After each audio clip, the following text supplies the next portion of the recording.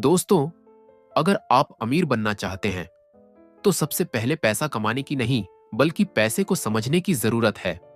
हमने पिछले वीडियो में जाना कि कैसे रॉबर्ट कियोसाकी के दो पिताओं की सोच अलग थी। एक अमीर बनने की सोचता था और दूसरा सिर्फ सुरक्षित नौकरी की। आज हम अध्याय 2 की बात करेंगे, जहां सबसे बड़ा सबक है पैसा आपके लिए कैसे काम करे। तो चलिए शुरू करते हैं। अध्याय 2, अमीर लोग पैसे के लिए काम नहीं करते। डैडी, क्या आप मुझे बता सकते हैं कि अमीर कैसे बना जाए? यह सुनते ही मेरे डैडी ने अपना शाम का अखबार नीचे रख दिया। बेटे, तुम वहां अमीर क्यों बनना चाहते हो? क्योंकि आज जिमी की मम्मी अपनी नई कैडिलक कार में आई और वे लोग पिकनिक पर अपने समुद्र तट वाले घर पर जा रहे थे। जिमी अपने साथ अपने 3 दोस्तों को ले गया, परंतु माइक और मुझे नहीं ले गया। उसने हमसे यह कहा कि वह हमें इसलिए नहीं ले जाएगा क्योंकि हम लोग गरीब बच्चे थे। उसने ऐसा कहा? डैडी ने अविश्वास से पूछा। हाँ, बिल्कुल ऐसा, मैंने दर्द भरी आवाज में कहा। डैडी ने अपना सिर हिलाया, नाक तक चश्मे को चढ़ाया और फिर अखबार पढ़ने लगे। मैं उनके जवाब का इंतजार करता रहा। यह 1956 की बात है। तब मैं 9 साल का था। किस्मत की बात थी कि मैं उसी पब्लिक स्कूल में जाता था जिसमें अमीर लोगों के बच्चे पढ़ते थे। हम शुगर प्लांटेशन के कस्बे में रहते थे। प्लांटेशन के मैनेजर और कस्बे के बाकी अमीर लोग जैसे डॉक्टर, बिजनेसमैन और बैंकर अपने बच्चों को पहली क्लास से 6ठी क्लास तक इसी स्कूल में भेजते थे। 6ठी क्लास के बाद बच्चों को प्राइवेट स्कूलों में भेजा जाता था। अगर मेरा परिवार सड़क के दूसरे छोर पर रह रहा होता तो मुझे अलग तरह के स्कूल में भेजा जाता जहां मेरे जैसे परिवारों के बच्चे पढ़ते थे। 6ठी क्लास के बाद इन बच्चों की तरह मैंने भी पब्लिक इंटरमीडिएट और हाई स्कूल किया होता, क्योंकि उनकी ही तरह मेरे लिए भी प्राइवेट स्कूल में जाना संभव नहीं था। मेरे डैडी ने आखिर अखबार को रख दिया। मुझे पता था कि वे क्या सोच रहे थे। उन्होंने धीमे से शुरुआत की। अगर तुम अमीर बनना चाहते हो तो तुम्हें पैसे बनाना सीखना चाहिए। मैंने पूछा, मैं पैसे बनाना किस तरह सीख सकता हूं? अपने दिमाग के इस्तेमाल से, उन्होंने मुस्कुराते हुए कहा, जिसका असली मतलब यह था, बस मैं तुम्हें इतना ही बता सकता हूं, या मैं इसका जवाब नहीं जानता, इसीलिए मुझे तंग मत करो। एक साझेदारी हुई। अगली सुबह मैंने अपने सबसे अच्छे दोस्त माइक को अपने डैडी की बातें बताई। जहां तक मुझे याद है, उस स्कूल में मैं और माइक ही 2 गरीब बच्चे थे। माइक भी मेरी ही तरह था, क्योंकि वह भी अकस्मात की वजह से ही उस स्कूल में था। ऐसा लगता था जैसे किसी ने कस्बे में स्कूलों की सरहदें तय कर दी थीं, और इसी कारण हम लोग अमीर बच्चों के स्कूल में पढ़ रहे थे। सच कहा जाए तो हम लोग गरीब नहीं थे, परंतु हमें ऐसा लगता था क्योंकि बाकी सभी बच्चों के पास नए बेसबॉल ग्लव्स, नई साइकिलें और हर चीज नई होती थी। मम्मी और डैडी ने हमें जरूरत की सभी चीजें दी थीं, जैसे खाना, घर, कपड़े, लेकिन इससे ज्यादा कुछ नहीं। मेरे डैडी कहा करते थे, अगर तुम्हें कोई चीज चाहिए तो उसके लिए काम करो। हमें बहुत सी चीजें चाहिए थीं, लेकिन 9 साल के बच्चों के करने के लिए ज्यादा काम मौजूद नहीं थे। माइक ने पूछा, तो पैसा कमाने के लिए हमें क्या करना चाहिए? मैं नहीं जानता, मैंने कहा, लेकिन क्या तुम इस काम में मेरे पार्टनर बनना चाहते हो? वह राजी हो गया और उस शनिवार की सुबह माइक मेरा पहला बिजनेस पार्टनर बन गया। हम दोनों पूरी सुबह यही सोचते रहे कि पैसा किस तरह कमाया जाए। कभी कभार हम उन बेफिक्र बच्चों के भी पौज के बारे में बातें करते रहे जो जिमी के समुद्र तट वाले घर पर मजे कर रहे होंगे। इससे थोड़ी चोट पहुंचती थी, परंतु यह चोट अच्छी थी क्योंकि इसने हमें यह सोचने के लिए प्रेरित किया कि पैसा कैसे कमाया जाए। आखिरकार उस दोपहर को हमारे दिमाग में बिजली कौंध गई। यह एक ऐसा विचार था जो माइक ने किसी विज्ञान की किताब में पढ़ा था। रोमांचित होकर हमने अपने हाथ मिलाए और पार्टनरशिप के पास अब एक बिजनेस था। अगले कुछ हफ्तों तक में और माइक आसपास के इलाके में दौड़ भाग करते रहे। हम दरवाजों पर दस्तक देते थे और पड़ोसियों से कहते थे कि वे अपने इस्तेमाल किए हुए टूथपेस्ट ट्यूब हमारे लिए रख लें। हैरत से हमें देखते हुए ज्यादातर लोगों ने मुस्कुराकर हमारी बात मान ली। कुछ ने हमसे पूछा कि हमें टूथपेस्ट ट्यूब क्यों चाहिए। इसके जवाब में हमने कहा, हम आपको यह नहीं बता सकते, ये एक बिजनेस सीक्रेट है। सप्ताह गुजरते गए और मेरी माँ बहुत दुखी हो गई। अपने कच्चे माल को इकट्ठा करने के लिए हमने जो जगह चुनी थी वह उनकी वॉशिंग मशीन के ठीक पास थी। एक भूरे कार्डबोर्ड के डिब्बे में, जिसमें कभी केचप की बोतलें रखी रहती थीं, हमारे इस्तेमाल किए हुए टूथपेस्ट के ट्यूब्स की संख्या बढ़ने लगी। आखिर एक दिन मां के सब्र का बांध टूट गया। पड़ोसियों के मुड़े तुड़े और इस्तेमाल किए हुए टूथपेस्ट ट्यूब्स को देखते देखते वे ऊब गई थीं। उन्होंने पूछा, तुम लोग कर क्या रहे हो? और मैं ये नहीं सुनना चाहती कि यह एक बिजनेस सीक्रेट है। इस कचरे को साफ कर दो या मैं इसे उठाकर बाहर फेंक देती हूं। माइक और मैंने उनके हाथ पैर जोड़े और उन्हें यह बताया कि जल्दी ही हमारा कच्चा माल पर्याप्त जमा हो जाएगा और फिर हम उत्पादन शुरू कर देंगे। हमने उन्हें बताया कि हम कुछ पड़ोसियों का इंतजार कर रहे थे ताकि वे अपने टूथपेस्ट के ट्यूब्स खत्म कर लें। मां ने हमें 1 हफ्ते की मोहलत और दे दी। उत्पादन शुरू होने की तारीख करीब आ गई थी। दबाव बढ़ चुका था। हमारे वेयरहाउस के मालिक यानी मेरी मां ने हमारी पहली पार्टनरशिप कंपनी को जगह खाली करने का नोटिस थमा दिया था। अब माइक का काम यह था कि वह पड़ोसियों को अपने टूथपेस्ट जल्दी खत्म करने के लिए कहे और साथ में यह भी जोड़ दे, दांत के डॉक्टरों का कहना है कि दिन में कई बार ब्रश करना चाहिए। मैं उत्पादन की प्रक्रिया को ठीक ठाक करने में जुट गया। एक दिन मेरे डैडी अपने एक दोस्त के साथ कार में बैठकर पोर्च में आए और उनके आश्चर्य का ठिकाना नहीं रहा जब उन्होंने यहां 9 साल के 2 बच्चों को उत्पादन की प्रक्रिया में पूरी गति से जुटे देखा। हर जगह बारीक सफेद पाउडर बिखरा हुआ था। एक लंबी मेज पर स्कूल से लाए गए दूध के छोटे कार्टन थे और हमारे परिवार की हिबाची ग्रिल लाल दहकते कोपलों के साथ अधिकतम गर्मी पर जल रही थी। डैडी सावधानी से चलकर हमारे करीब आए। चूंकि हमारे उत्पादन की प्रक्रिया ने पोर्च पर करना कर लिया था, इसीलिए उन्हें कार बाहर ही खड़ी करनी पड़ी। जब ये और उनके दोस्त पास आए तो उन्होंने कोयलों के ऊपर रखा एक स्टील का बर्तन देखा जिसमें टूथपेस्ट के ट्यूब पिघल रहे थे। उन दिनों टूथपेस्ट प्लास्टिक के ट्यूब्स में नहीं आते थे। ट्यूब शीशे के बने होते थे। एक बार पेंट जल जाने पर हम ट्यूब्स को स्टील के बर्तन में डाल देते थे ताकि वह पिघलकर द्रव रूप में आ सके। इस पिघले हुए शीशे को हम छोटे छेद वाले दूध के कार्टनों में डाल रहे थे।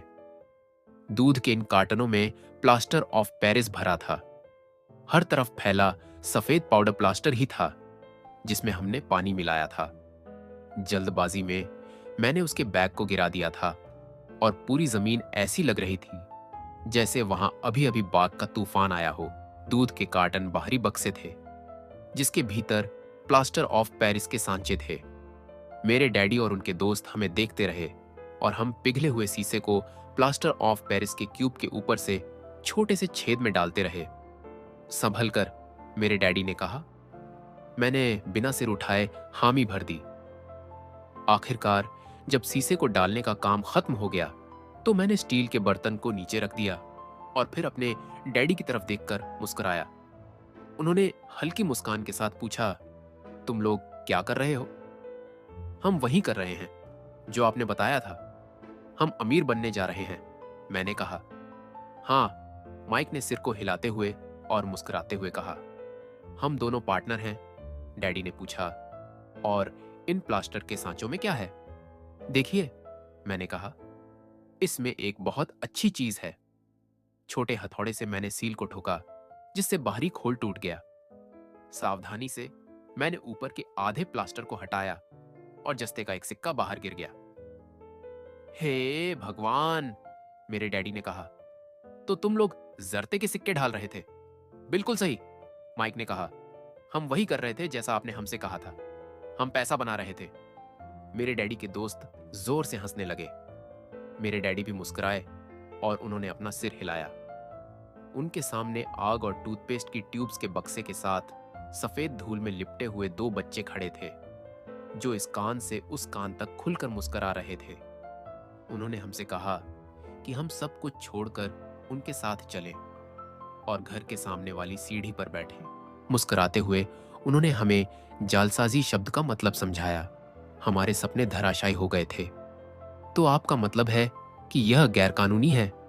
माइक ने कौंपती आवाज में पूछा। छोड़ो भी, डैडी के दोस्त ने कहा। हो सकता है कि बच्चे अपनी जन्मजात प्रतिभा को विकसित कर रहे हों।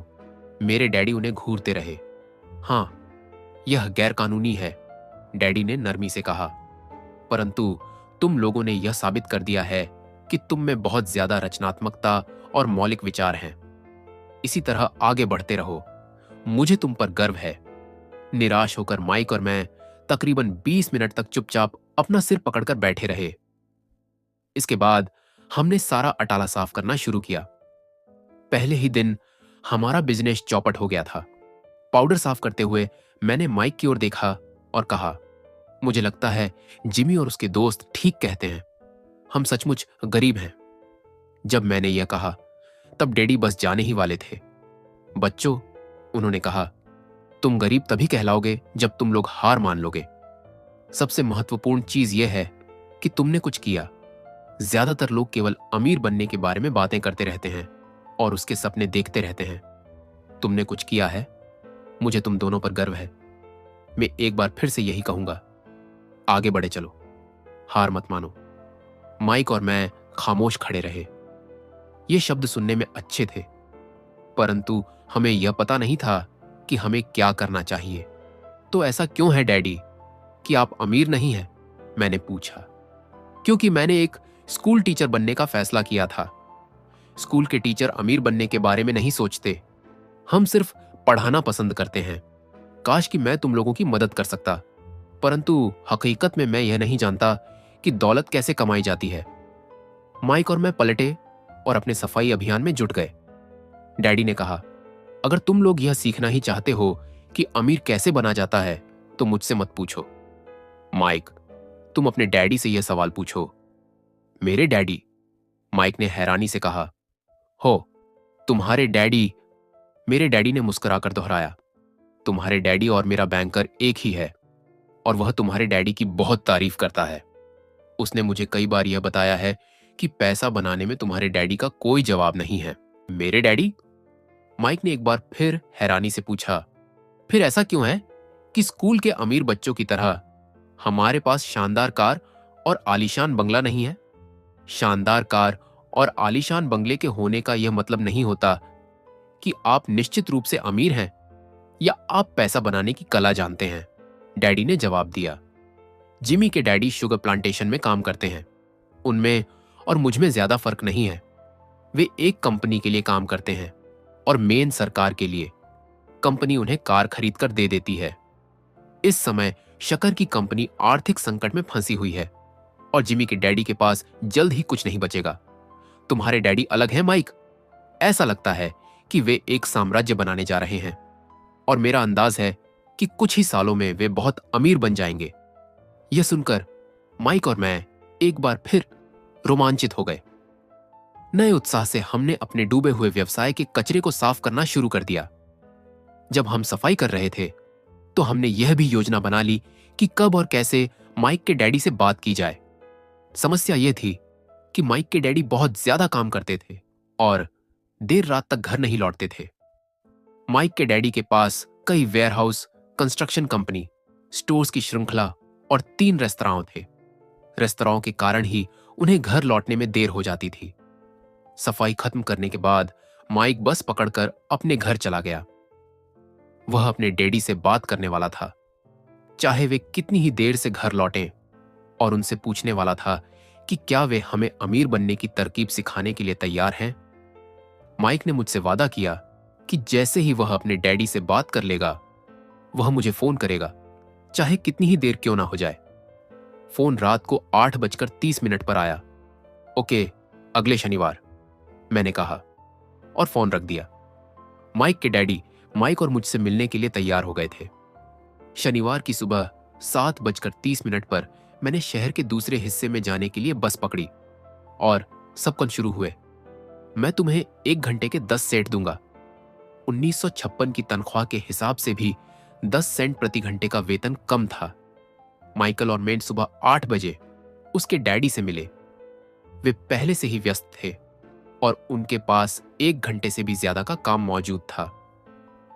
जब मैं उनके साधारण छोटे और साफ घर के सामने पहुंचा तो मैंने देखा कि उनका कंस्ट्रक्शन सुपरवाइजर अपने पिकअप ट्रक में वहां से जा रहा था।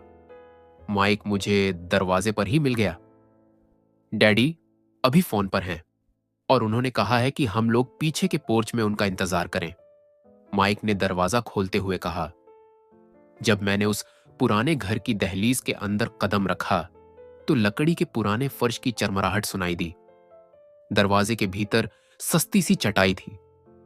चटाई वहां इसलिए रखी गई थी ताकि फर्श पर पड़े अनगिनत कदमों के निशानों को छुपाया जा सके। हालांकि वह साफ थी, पर यह स्पष्ट दिखता था कि उसे बदल देना चाहिए। जब मैं सैकड़े लिविंग रूम में घुसा तो मेरा दम घुटने लगा था। वहां पुराने फर्नीचर की बू आ रही थी और निश्चित रूप से उस फर्नीचर को संग्रहालय में होना चाहिए था। सोफे पर 2 महिलाएं बैठी थीं, जिनकी उम्र मेरी मां से थोड़ी ज्यादा होगी। महिलाओं के सामने एक पुरुष मजदूरों के कपड़ों में बैठा हुआ था। उसने खाकी पैंट और खाकी शर्ट पहन रखा था। हालांकि कपड़े साफ और प्रेस किए थे, परंतु उनमें स्टार्च नहीं किया गया था। उस आदमी की उम्र मेरे डैडी से लगभग 10 साल ज्यादा होगी, शायद 45 साल। जब मैं और माइक उनके पास से गुजरते हुए किचन की तरफ गए, जहां से पोर्च का रास्ता था, तो वे मुस्कुराए। मैं भी जवाब में शर्माकर मुस्कुरा दिया। ये लोग कौन हैं? मैंने पूछा। अरे, ये लोग डैडी के लिए काम करते हैं। बूढ़ा व्यक्ति उनके वेयर हाउसों को संभालता है और महिलाएं रेस्तराओं की मैनेजर हैं। और तुमने उस कंस्ट्रक्शन सुपरवाइजर को तो देखा ही होगा, जो यहां से 50 मील दूर एक सड़क परियोजना पर काम कर रहा है। उनका दूसरा सुपरवाइजर जो बहुत से घर बना रहा है, वह तुम्हारे आने के पहले ही जा चुका है। क्या ऐसा हमेशा ही होता है? मैंने पूछा। हमेशा तो नहीं, पर अक्सर ऐसा ही होता है, माइक ने कहा और मेरे पास अपनी कुर्सी खींचते हुए वह मुस्कुराया। मैंने उनसे पूछा था कि क्या वे हमें पैसा बनाना सिखाएंगे। माइक ने मुझे बताया। अच्छा, और उन्होंने इसका क्या जवाब दिया? मैंने सावधानीपूर्ण उत्सुकता से पूछा। पहले तो उनके चेहरे पर हंसी आई, पर फिर कुछ सोचकर उन्होंने कहा कि वे हमारे सामने एक ऑफर रखेंगे। अच्छा, मैंने कहा और अपनी कुर्सी की पीठ दीवार से टिका ली। मैं वहां कुर्सी के पिछले 2 पैरों के सहारे टिका बैठा रहा। माइक ने भी ऐसा ही किया। क्या तुम्हें पता है कि वे कौन सा ऑफर देने वाले हैं? मैंने पूछा। नहीं, पर हमें जल्दी ही इसका पता चल जाएगा। अचानक माइक के डैडी उस पुराने दरवाजे से घुसकर पोर्च में दाखिल हुए। माइक और मैं अपने पैरों पर कूद गए, आदर के कारण नहीं, बल्कि इसलिए कि हम चौंक गए थे। तो बच्चों, तैयार? माइक के डैडी ने एक कुर्सी हमारे पास खिसकाते हुए पूछा। हमने अपने सिर हिलाए और अपनी कुर्सियों को दीवार के पास से खींचकर उनके सामने रख लिया। ये एक विशाल शरीर के मालिक थे, लगभग 6 फीट ऊंचे और 200 पाउंड वजनी। मेरे डैडी इससे ऊंचे थे, लगभग इसी वजन के, और माइक के डैडी से 5 साल बड़े। वे लगभग एक जैसे ही थे, हालांकि दोनों एक ही प्रजाति के नहीं थे। हो सकता है कि उनकी ऊर्जा एक सी हो। माइक का कहना है कि तुम पैसा कमाना सीखना चाहते हो। क्या यह सही है, रॉबर्ट? मैंने तत्काल सहमति में अपना सिर हिलाया, हालांकि मुझे थोड़ा सा डर भी लग रहा था। उनके शब्दों और मुस्कुराहट के पीछे बहुत ताकत थी। अच्छा, यह रहा मेरा ऑफर। मैं तुम्हें सिखाऊंगा, लेकिन मैं ऐसा क्लासरूम की शैली में नहीं करूंगा। अगर तुम मेरे लिए काम करोगे तो उसके बदले में मैं तुम्हें सिखाऊंगा। तुम मेरे लिए काम नहीं करोगे तो मैं तुम्हें नहीं सिखाऊंगा। अगर तुम काम करते हो तो मैं तुम्हें ज्यादा तेजी से सिखा सकता हूं, और अगर तुम सिर्फ बैठकर मेरी बातें सुनते हो जैसा कि तुम लोग स्कूल में करते हो, तो इससे मेरा समय बर्बाद होगा। यह मेरा ऑफर है। इसे या तो मान लो या फिर वापस लौट जाओ। क्या मैं आपसे पहले एक सवाल कर सकता हूं? मैंने पूछा। नहीं, इसे या तो मान लो या फिर वापस लौट जाओ। मेरे पास बर्बाद करने के लिए फालतू समय नहीं है। अभी ढेर सा काम पड़ा हुआ है। अगर तुम में तत्काल फैसला करने की क्षमता नहीं है तो तुम कभी पैसे कमाना नहीं सीख पाओगे। मौके आते हैं और चले जाते हैं। इसीलिए तत्काल निर्णय लेने की क्षमता एक महत्वपूर्ण कला है। तुमने जैसा चाहा था वैसा एक मौका तुम्हारे सामने मौजूद है। अगले 10 सेकंड में या तो पढ़ाई शुरू हो जाएगी या फिर यह हमेशा के लिए खत्म हो जाएगी। माइक के डैडी ने चिढ़ाने वाली मुस्कुराहट के साथ कहा। मंजूर, मैंने कहा। मंजूर, माइक ने कहा। बहुत बढ़िया, माइक के डैडी ने कहा। 10 मिनट में मिसेस मार्टिन आ जाएंगी। उनसे बातें करने के बाद में तुम्हें उनके साथ भेज दूंगा और तुम लोगों का काम शुरू हो जाएगा। मैं तुम्हें हर घंटे के 10 सेंट दूंगा और तुम हर शनिवार 3 घंटे काम करोगे। पर आज तो मेरा सॉफ्टबॉल का मैच है, मैंने कहा। माइक के डैडी ने अपनी आवाज को धीमा परंतु कड़क करके कहा, या तो मान लो या फिर वापस लौट जाओ। मान लिया, मैंने जवाब दिया। सॉफ्टबॉल खेलने के बजाय काम करने और सीखने का विकल्प चुनने में ही समझदारी थी। 30 सेंट बाद शनिवार की खुशनुमा सुबह 9 बजे माइक और मैं मिसेस मार्टिन के साथ काम कर रहे थे। वे एक दयालु और धैर्यवान महिला थीं। वे हमेशा कहा करती थीं कि माइक और मुझे देखकर उन्हें अपने दोनों बच्चों की याद आ जाती है जो अब बड़े हो गए थे तथा दूर चले गए थे। हालांकि वे दयालु थीं, परंतु वे कड़ी मेहनत में विश्वास करती थीं और इसीलिए वे हमें हमेशा काम में जुटाए रखती थीं। वे बहुत कड़क मैनेजर थीं। हम 3 घंटे तक डिब्बा बंद सामानों को शेल्फ पर से उतारते थे, उनकी धूल साफ करते थे और फिर उन्हें करीने से जमाते थे। ये बड़ी मेहनत का काम था और बोरियत भरा भी। माइक के डैडी को मैं अपना अमीर डैडी कहता हूं। उनके पास इस तरह के 9 सुपरेट्स थे जहां पार्किंग के लिए बहुत सी जगह थी। वे 7-Eleven कन्वीनियंस स्टोर्स के शुरुआती संस्करण थे। पड़ोस के जनरल स्टोर जहां लोग दूध, ब्रेड, बटर और सिगरेट जैसी चीजें खरीदते हैं। समस्या यह थी कि हवाई में एयर कंडीशनिंग नहीं थी और गर्मी के कारण स्टोर्स अपना दरवाजा बंद नहीं कर सकते थे। स्टोर के दोनों ओर दरवाजों को पूरा खुला रखा जाता था ताकि सड़क और पार्किंग की जगह सामने दिखती रहे। जब भी कोई कार पार्किंग में आती थी तो उसके साथ धूल का गुब्बार भी आता था जो स्टोर में घुसकर डिब्बों पर जम जाता था। इसीलिए हम लोगों की नौकरी तभी तक चलती जब तक कि एयर कंडीशनिंग नहीं हो जाती। 3 हफ्तों तक माइक और मैं मिसेस मार्टिन के पास जाकर 3 घंटे तक काम करते रहे। दोपहर तक हमारा काम खत्म हो जाता था और वे हम में से हर एक के हाथ में 3 छोटे सिक्के डाल देती थीं। उस समय 50 के दशक में 9 साल की उम्र में भी 30 सेंट कमाने में कोई खास खुशी नहीं होती थी। तब कॉमिक्स की कीमत 10 सेंट हुआ करती थी, इसलिए मेन अपनी कमाई को कॉमिक्स पर खर्च कर देता था और घर लौट जाता था।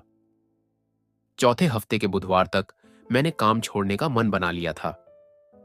मैं सिर्फ इसलिए काम करने के लिए तैयार हुआ था क्योंकि मेन माइक के डैडी से पैसा कमाना सीखना चाहता था। इसीलिए मैं 10 सेंट प्रति घंटे की गुलामी कर रहा था। और सबसे बड़ी बात तो यह थी कि उस पहले शनिवार के बाद से मैंने माइक के डैडी को देखा तक नहीं था। मैं काम छोड़ रहा हूं, मैंने लंच के समय माइक से कहा। स्कूल लंच बड़ा निराशाजनक था। स्कूल भी उबाऊ था और अब तो मेरे पास शनिवार भी नहीं थे जिसका मैं इंतजार कर सकूं। परंतु 30 सेंट के कारण मुझे धक्का पहुंचा था। इस बार माइक मुस्कुराया। तुम किस बात पर हंस रहे हो? मैंने गुस्से और कुंठा से पूछा। डैडी ने कहा था कि ऐसा ही होगा। उन्होंने कहा था कि जब तुम काम छोड़ने का फैसला कर लो तब वे तुमसे मिलना। क्या? मैंने आवेश में पूछा। क्या वे मेरे उकता जाने का इंतजार कर रहे थे? चाहेंगे? कुछ कुछ, माइक ने कहा। मेरे डैडी जरा अलग किस्म के हैं। उनका सिखाने का तरीके तुम्हारे डैडी के पढ़ाने के तरीके से बिल्कुल अलग है। तुम्हारे मम्मी डैडी बहुत बातें करते हैं। दूसरी तरफ मेरे डैडी बहुत कम बोलते हैं। तुम सिर्फ इस शनिवार तक इंतजार कर लो। मैं उन्हें बता दूंगा कि तुमने काम छोड़ने का फैसला कर लिया है। इसका मतलब यह है कि मेरे साथ नाटक खेला गया है? नहीं, ऐसा नहीं हुआ है, पर शायद हो सकता है। डैडी शनिवार को इसके बारे में समझाएंगे। शनिवार को लाइन में लगकर इंतजार करते हुए मैं उनका सामना करने के लिए तैयार था। यहां तक कि मेरे असली डैडी भी उनसे नाराज थे। मेरे असली डैडी, जिन्हें मैं गरीब डैडी कहता हूं, यह मानते थे कि मेरे अमीर डैडी बाल श्रम कानूनों का उल्लंघन कर रहे थे और इस पूरे मामले की जांच होनी चाहिए। मेरे पढ़े लिखे गरीब डैडी ने मुझसे यह कहा कि मैं सही तनख्वाह मांगे, कम से कम 25 सेंट प्रति घंटा। मेरे गरीब डैडी ने मुझसे कहा कि अगर मेरी तनख्वाह नहीं बढ़ती है तो मुझे तत्काल नौकरी छोड़ देनी चाहिए, और वैसे भी तुम्हें उस घटिया काम की कोई जरूरत नहीं है, मेरे गरीब डैडी ने झल्लाकर कहा। शनिवार को सुबह 8 बजे में एक बार फिर माइक के घर के उसी पुराने दरवाजे के अंदर घुस रहा था।